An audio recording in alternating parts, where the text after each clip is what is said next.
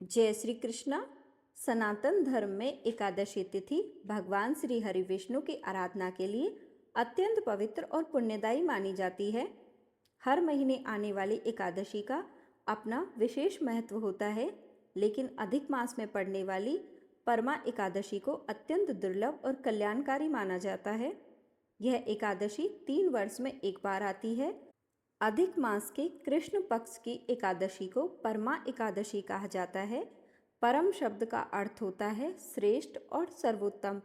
इसी कारण इस एकादशी को विशेष फल देने वाली और सभी एकादशियों में सर्वोत्तम माना गया है। इस बार परमा एकादशी का व्रत 11 जून 2026 गुरुवार को रखा जाएगा। एकादशी तिथि प्रारंभ होगी 11 जून 2026 को रात 12:49 पर। एकादशी तिथि का समापन होगा 11 जून 2026 को रात 10:36 पर। इसलिए व्रत केवल 11 जून गुरुवार को ही रखा जाएगा।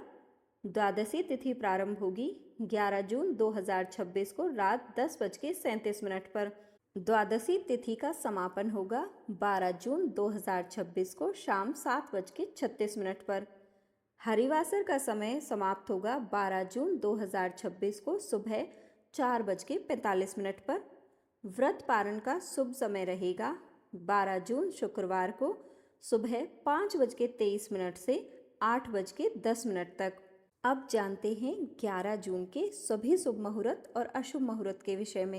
11 जून को ब्रह्म मुहूर्त का समय रहेगा सुबह 4:08 से सुबह के 4:56 तक। सुबह की पूजा का समय रहेगा 4:22 से 4:25 तक। शाम की पूजा का समय रहेगा शाम को 7:18 से 8:19 तक। इस दिन राहु काल का समय रहेगा दोपहर 1:30 से यानी कि 1:30 बजे से 3 बजे तक। इस दिन सर्वार्थ सिद्धि योग का शुभ संयोग भी बन रहा है।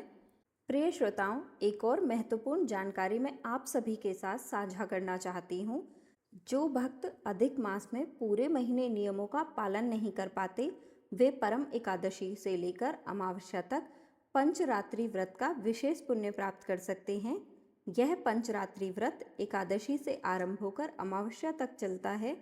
इन 5 दिनों में भगवान विष्णु की उपासना, व्रत, जप, दान और भक्ति का विशेष महत्व माना गया है।